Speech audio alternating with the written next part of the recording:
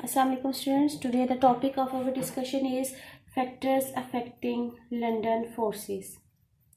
Factors affecting London forces. In the last lecture we have discussed about the size and the polarizability factor. Now we will discuss about the third factor, that is known as number of atom.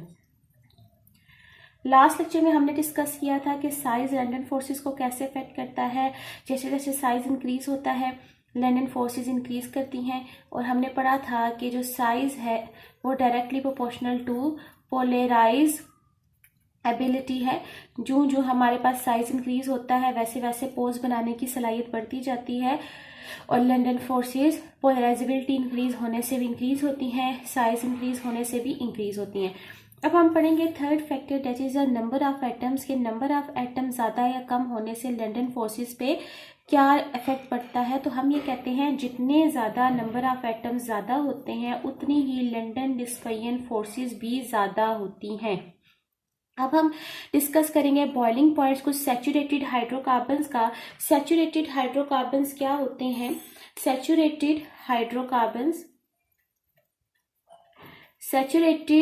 Hydrocarbons हमारे पास ऐसे organic compound जिनमें single bonds होते हैं उनको हम क्या कहते हैं? सैचुरेटेड हाइड्रोकार्बन्स है, यानी कि हाइड्रोजन और कार्बन के जो कंपाउंड्स होते हैं that are known as hydrocarbon, जिसमें कोई भी फंक्शनल ग्रुप ना हो और उसमें सिंगल बॉन्डिंग हो, that are known as saturated hydrocarbons. तो हम इसमें दो सैचुरेटेड हाइड्रोकार्बन्स को कंपेयर करते हैं। नंबर वन हमारे पास है ethane, that is known as C2H6, इसका फार्मूला है, ठीक है, इसको हम इथेन कहते हैं। और दूसरा मॉलिक्यूल है हमारे पास C6H14 और इसको हम हेक्सेन कहते हैं। अब हम इथेन और हेक्सेन को अगर आपस में कंपेयर करें और इनके हम बॉइलिंग पॉइंट्स को देखें तो हम कहते हैं कि जो इथेन है हमारे पास इसमें 2 कार्बन है, ठीक, और 6 हाइड्रोजन्स हैं, क्योंकि हर कार्बन 4 बॉन्ड बनाता है। तो हर कार्बन के साथ यहाँ पे 4 हाइड्रोजन, इसके 4 बॉन्ड हम पूरे करेंगे तो 3 हाइड्रोजन्स आएंगे। और हेक्सेन में हमारे पास 6 कार्बन एटम है, 3, 4, 5, 6, और हर एक के साथ हमारे पास बाकी के यहाँ पे हाइड्रोजन एटम्स अटैच्ड हैं। ये जो हाइड्रोजन एटम्स यहाँ पे अटैच्ड हैं ये सिंगल बॉन्डिंग के थ्रू अटैच्ड हैं, और ये हमारे पास सैचुरेटेड हाइड्रोकार्बन है। ये बनते कैसे हैं मॉलिक्यूल? ये हमें पता है, फार्मूला हम एक जानते हैं जो कि हमारे पास अल्केन्स का फार्मूला है, डेट इज CnH2n+2। ये जो फार्मूला है अल्केन्स का, इसमें हमारे पास जो कार्बन का ये जो नंबर है डेट इज 6, इसको यहाँ पे पुट करें, यहाँ पे 6 × 12 + 2 14, C6H14 आ जाएगा हमारे पास।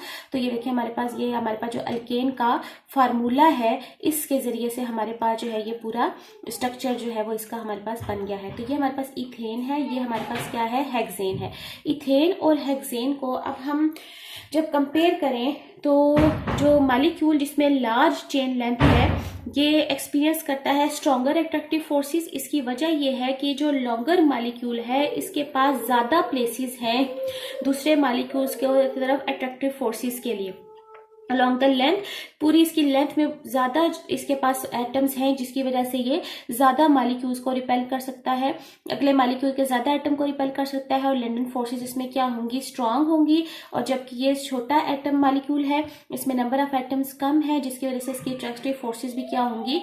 वीक होंगी। इसी वजह से इथेन हमारे पास क्या है? एक गैस है, जबकि जो हेक्सेन है हमारे पास वो क्या है? एक लिक्विड है, क्योंकि इसमें अट्रैक्टिव फोर्सेस थोड़ी सी स्ट्रांग है as compare to the hexane ethane. तो हमारे पास हेक्सेन में अट्रैक्टिव फोर्सेस स्ट्रांग होती हैं जिसकी वजह से जो हेक्सेन है हमारे पास वो क्या है?